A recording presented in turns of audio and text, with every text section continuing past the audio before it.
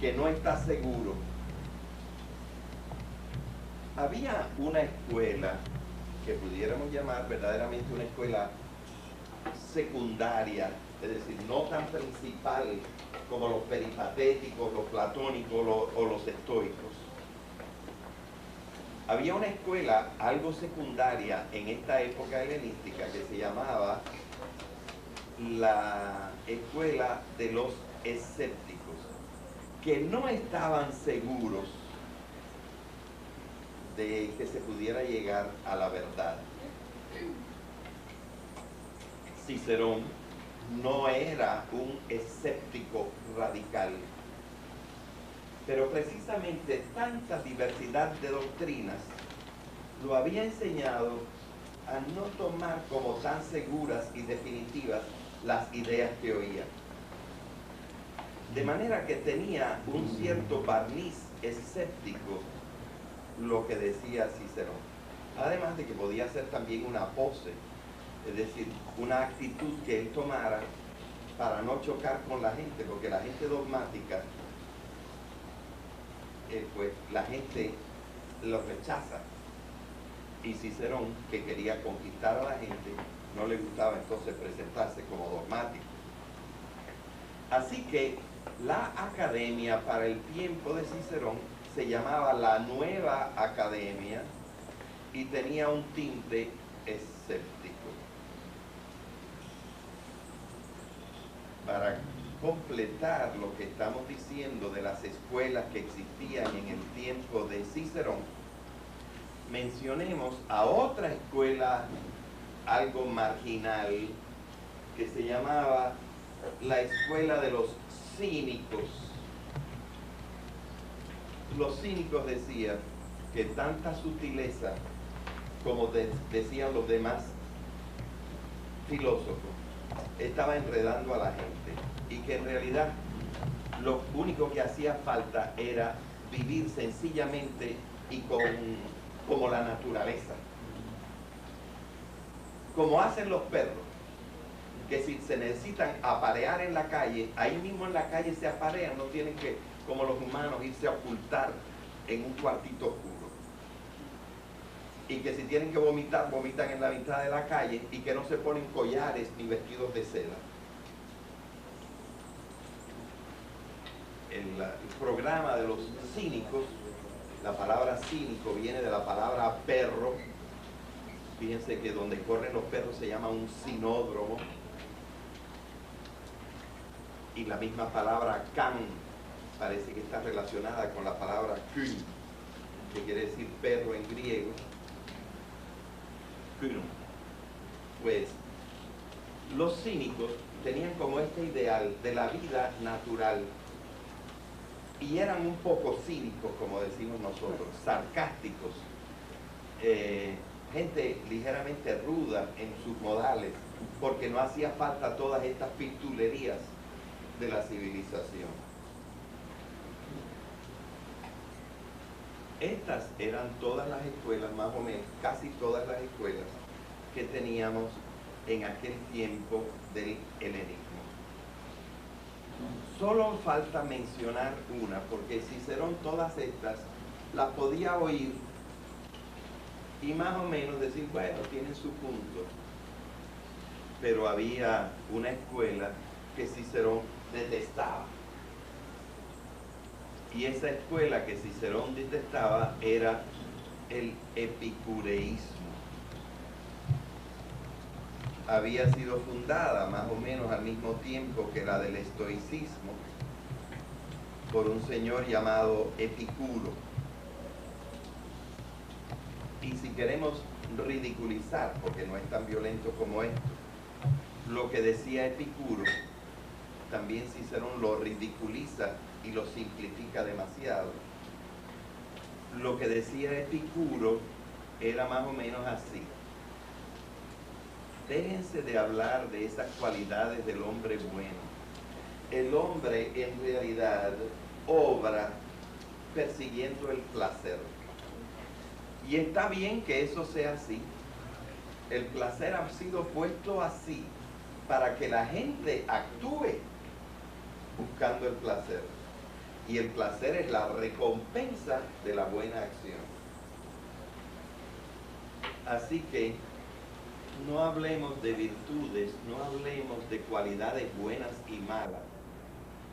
El principio que guía la conducta es la persecución del placer. Vamos detrás de los placeres y esto tiene que ser así. Cicerón era contrario a esta posición. Sin embargo, un amigo suyo, un amigo íntimo, por cierto, su editor, el que le publicaba los libros, con 2 o 3 esclavos, así preparaba los manuscritos, que se llamaba Ático, era epicúreo. Y él, pues, respetaba la posición de él, pero detestaba el epicureísmo.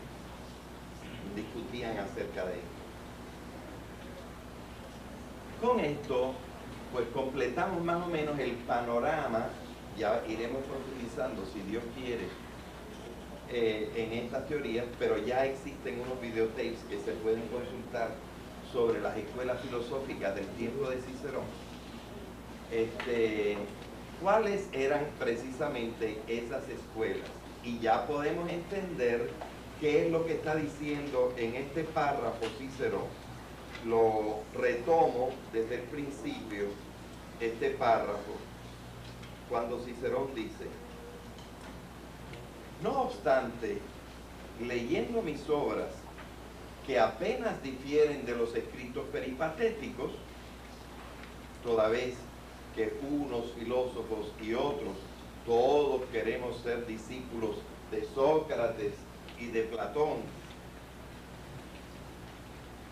Así que nuestros escritos de todas estas escuelas, excepto los epicúreos y excepto estos marginales, pues mira, dicen más o menos la misma cosa.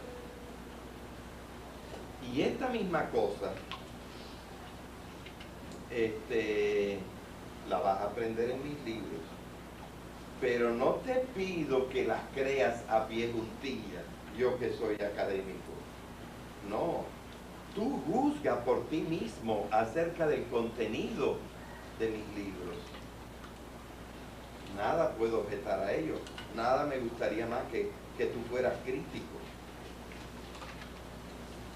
Así que esto es lo que está diciendo Cicerón. Sin embargo, todavía tenemos que explicarnos por qué dice Cicerón: mis obras que apenas difieren de los escritos peripatéticos. Les confieso que yo no se me había ocurrido por qué decía esto, y decía, Cicerón está confundiendo a sus lectores desde el principio. ¿Por qué, si él no es peripatético, está diciendo que sus escritos apenas difieren de los peripatéticos? Y el otro día, releyendo para preparar esta clase, entendí. Él lo dice porque Cratipo era peripatético y su hijo Marco Tulio Cicerón, nada brillante, estaba oyendo a Cratipo. Y a lo mejor se le ocurría a Marco Tulio: mejor dejo el libro de lado, el libro de mi papá, porque me voy a confundir entre lo que dice Cratipo, que es peripatético, y lo que dice mi padre, que es un académico. Aquí se me va a formar el revolú. Yo mejor me atengo a mi librito y a mi maestro. Pero Cicerón le está diciendo: no tienes que tener ese temor, porque en punto a moral, mira, los académicos, los peripatéticos y los estoicos decimos todos prácticamente lo mismo. Nuestros escritos en punto a moral, en punto a ética, dicen prácticamente lo mismo. Así que no tienes que tener el temor que lo que diga Cratipo vaya en contra de lo que digo yo. Hay diferencias de énfasis, pero la cosa es más o menos igual. Bien, vamos a hacer un pequeño adelanto de cómo esto es verdad. el primer escritor que tuvo la idea genial de poner por escrito sus ideas sobre moral, sobre ética, fue Aristóteles. Nadie antes había escrito un libro sobre ética. El primero que escribió un libro sobre ética fue Aristóteles. Y ese libro se llamó La Ética a Nicómaco. Nadie había escrito antes un libro sobre moral. ¿Quién era Nicómaco? ¿Saben quién? Era el hijo de Aristóteles. Así que fíjense, Aristóteles, como buen padre, tuvo la idea de dedicarle su libro de ética a su hijo Nicómaco. Y Marco Tulio Cicerón, como buen padre, tuvo la idea de dedicarle su libro de ética a su hijo Marco Tulio Cicerón II. Aquí hay unas correspondencias. Bien. En ese libro de ética que escribió, porque Aristóteles escribió 2 libros de ética, pero este es el principal. En este libro de ética que escribió Aristóteles, Aristóteles básicamente dice esto: el hombre, para ser bueno, tiene que tener 4 cualidades. Y esas 4 cualidades que Aristóteles determina que el hombre, para ser bueno, el hombre tiene que tener, son estas 4 que voy a mencionar ahora. Sabiduría. Segundo, justicia. Tercero, magnanimidad. Y cuarto, moderación. Si uno tiene esas 4 virtudes, uno es bueno.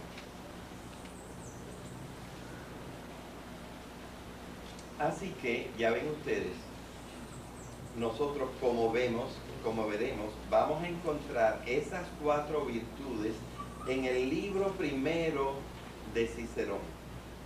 Todo lo que hace Cicerón en el libro primero de los deberes es explicar esas 4 virtudes, nada más. Cuando termina de explicar la 4ª virtud, termina el libro primero. ¿Qué estamos diciendo? Que Cicerón, que sigue a Panecio, está siguiendo el esquema de Aristóteles en su Ética a Nicómaco.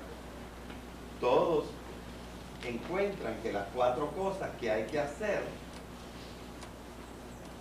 es ser sabio, ser justo, ser magnánimo y ser moderado. Bien. Pero Aristóteles había inventado estas 4 cualidades. No. Aristóteles había encontrado 5 cualidades en un libro de Platón que las ponía en boca de Sócrates. O sea que la tradición de una serie de cualidades para ser bueno viene de Sócrates. ¿Y cuáles eran las 5 cualidades que mencionaba Sócrates?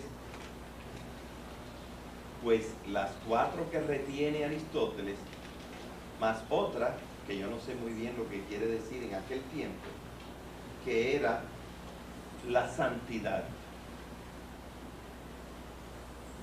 Si tú eras santo, sabio, justo, magnánimo y moderado, tú eras un gran hombre.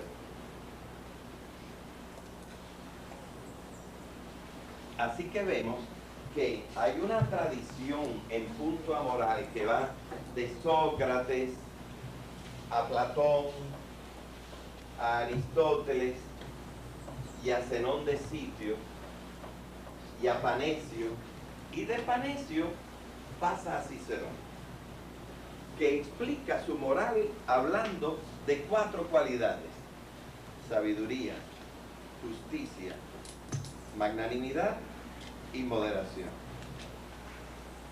¿Se para eso allí? No. Todavía hoy los libros de moral de la Iglesia Católica, y digo católica porque los protestantes siguen ligeramente otra dirección, pero los libros de moral de la Iglesia Católica hablan de 7 cualidades, pero las 3 primeras son fe, esperanza y caridad. ¿Y cuáles son las 4 últimas? Son sabiduría, que la Iglesia la llama prudencia; justicia; la magnanimidad, que la Iglesia llama fortaleza; y la moderación, que la Iglesia llama templanza. 3 virtudes que te da Dios y 4 virtudes que tú tienes que conquistar. ¿De dónde le viene a la Iglesia Católica hablar de estas 4 virtudes? De Cicerón. ¿Y a Cicerón de dónde le viene? De Panecio. ¿Y a Panecio de dónde le viene? De Zenón de Sitio. ¿Y a Zenón de Sitio de dónde le viene? De Aristóteles. ¿Y a Aristóteles de dónde viene? De Platón y de Sócrates. Así que todos estamos en la misma tradición, menos los que dicen que las cualidades esas no hacen falta, porque lo que hace falta es seguir el placer.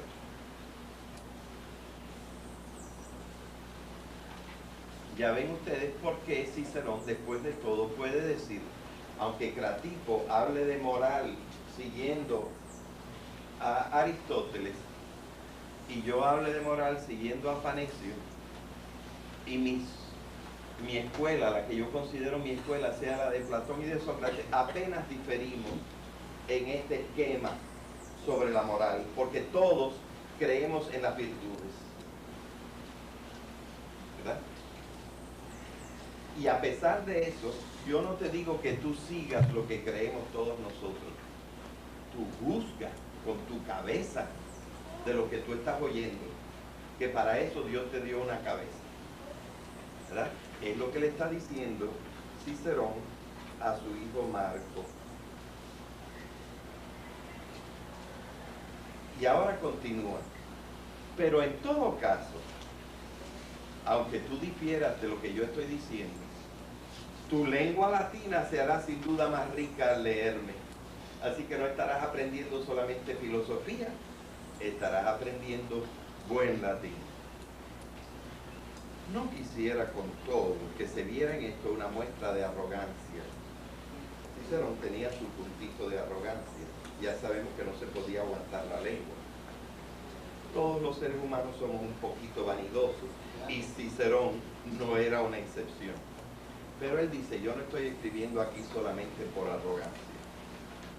Pues admitiendo que en el campo de la filosofía puedo estar por debajo de muchos, es decir, yo no soy ningún jefe de escuela, yo no soy un Zenón de Sitio, yo no soy un Platón, yo no soy un Aristóteles, pero soy un filósofo decente. Yo puedo estar por debajo de muchos en filosofía. En cambio, en el campo propio del orador, ahí no van a decir que me pueden poner un pie delante.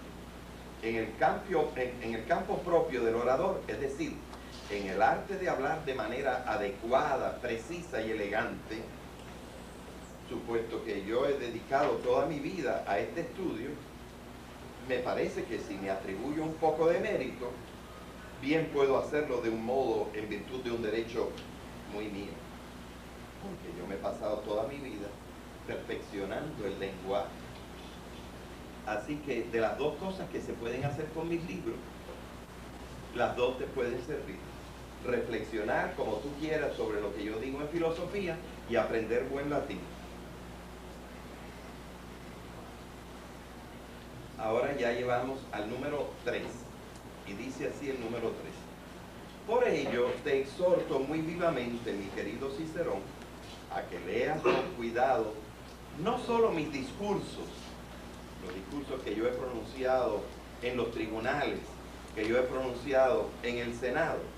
No debes leer solamente mis discursos, sino también mis obras filosóficas, que en la actualidad ya casi son tan importantes como aquellos.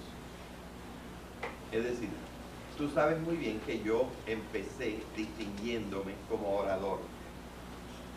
Pero yo me distinguía como orador mientras podía defender a gente en los tribunales, mientras podía convencer a gente en el Senado. Ahora tengo las puertas cerradas desde hace varios años, por lo menos desde el 49, cuando vino Julio César, y ya estamos en el 44. Él escribió esto y terminó de escribirlo en diciembre del 44 y creo que lo mataron como en abril del 43.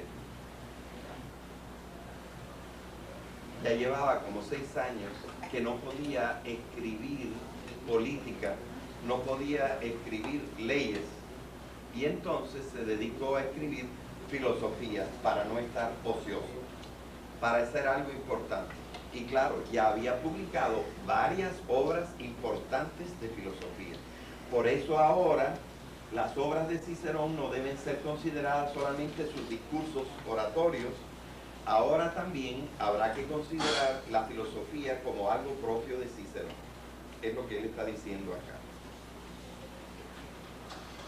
Para entender lo que sigue, hay que saber que Cicerón en sus obras de oratoria, que tiene varias, distinguía 3 tipos de discurso. Discurso quiere decir aquí manera de hablar. 3 maneras de hablar, 3 estilos de hablar. Hay un estilo que es el estilo sencillo, un estilo que es el estilo sublime, y entre los dos hay uno que es moderado. Y cada uno de los estilos se debe usar con un propósito diferente. Cuando el propósito es que se trata de una materia difícil, allí tú no tienes que empezar a hacer muchas florecitas alrededor. Tú vas a lo esencial, dices sencillamente las cosas para que la gente lo entienda. Pero si tú lo que quieres no es que la gente simplemente entienda una cuestión difícil, sino que tienes, como en un tribunal, que convencer a los jurados, convencer al juez, entonces tú usas un lenguaje un poquito más florido, un poquito más elevado, más vivo, que llame la atención a la gente que no está tan interesada en aprender esto, para convencerlos. Ahora, si tú estás en el Senado y tienes que mover a la gente para que la gente tome una acción, entonces tú tienes que usar todos tus recursos y ponerte en un estado hasta casi de excitación que te permita mover a la gente, y entonces usas el estilo sublime. Cada estilo se usa para un propósito diferente. Cuando yo escribía oratoria, pues si era para el foro, tomaba un estilo moderado. Si era en el Senado, tomaba un estilo sublime. Pero ahora que escribo filosofía, tengo que tomar un estilo sencillo. Y eso es como el buen organista, que al órgano le saca los diferentes registros para que aquí suene como flauta, aquí suene como violín, aquí suene como piano, aquí suene en esta forma o la otra. Uno tiene que conocer todos los registros de la lengua, cómo son los diferentes recursos para darle un tono diferente a los diversos estilos de discurso, ¿verdad? Utilizando esta división, pero básicamente poniéndola entre el sencillo y el sublime, dice Cicerón a continuación: es verdad que la fuerza oratoria es superior en aquellos primeros escritos míos, que eran forenses o eran políticos. Pero es igualmente conveniente cultivar el estilo sencillo y moderado de las otras obras. Y no veo que esto se haya dado hasta el momento en ningún escritor griego. Miren qué observación hace Cicerón. Él dice, parece que todos los escritores griegos escogieron. Unos se dedicaron a ser filósofos, otros se dedicaron a ser oradores, pero nadie fue las dos cosas al mismo tiempo. Yo sí. Y lo primero que hace, dice, bueno, por él no ser dogmáticos, vamos a conceder que alguien diga que hay una excepción. Y la excepción es este Demetrio de Falera. Falera era una ciudad muy cerca de Atenas, cerca también del puerto de Atenas, del Pireo, un poquito más abajo, hasta donde llegaban las murallas de Atenas. Este Demetrio de Falera fue efectivamente un dialéctico sutil, orador que usaba mayormente la mediana vehemencia, aunque agradable, tal en todo caso que era posible reconocer en él al discípulo de Teofrasto. Pero hay que saber entonces quién es Teofrasto. Teofrasto fue el segundo presidente del Liceo, el sucesor de Aristóteles. Así que Cicerón está dando esta excepción. Esta excepción es Demetrio de Falera, y está diciendo, Demetrio de Falera fue el único griego del cual quizás se pueda decir que fue un gran orador, pero también un pensador tan profundo que se puede reconocer en él a un discípulo de Teofrasto. Así que no fue solamente orador, fue también filósofo. Pero esta es la excepción que yo conozco, dice Cicerón. Y ahora dice, claro, eso no es porque les faltara talento. Y dice Cicerón, yo puedo dar ejemplos. Platón, si quisiera, pudiera haber sido orador, pero no le dio la gana. Y Demóstenes, orador, hubiera podido ser filósofo, porque materia gris tenía, pero no lo quiso. Y de la misma manera, Aristóteles, que fue un gran filósofo, hubiera podido muy bien, ya que él analiza también las obras de literatura, hubiera podido ser un gran literato, pero no quiso dedicarse a eso.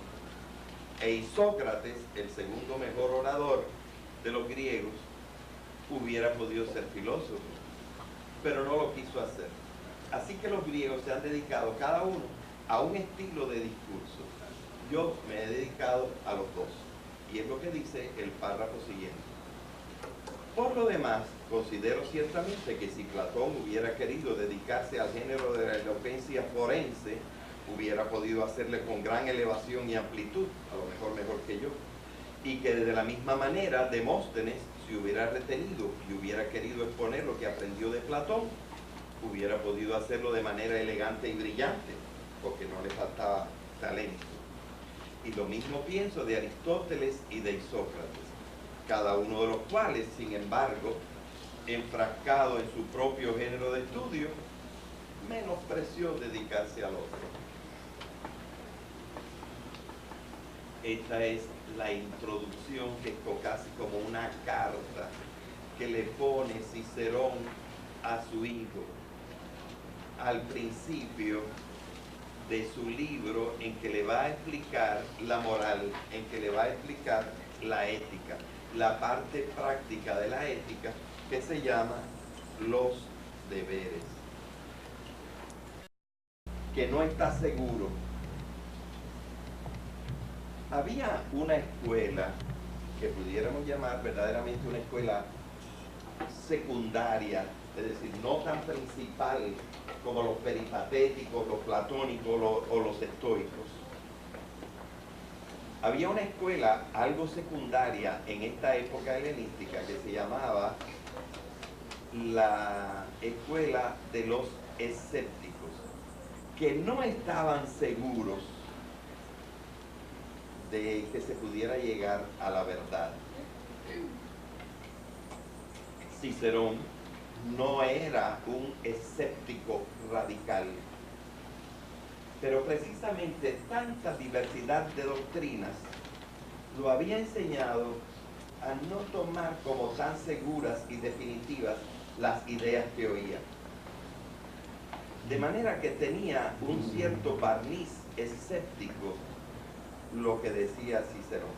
Además de que podía ser también una pose, es decir, una actitud que él tomara para no chocar con la gente, porque la gente dogmática, pues la gente lo rechaza. Y Cicerón, que quería conquistar a la gente, no le gustaba entonces presentarse como dogmático. Así que la academia para el tiempo de Cicerón se llamaba la Nueva Academia y tenía un tinte escéptico.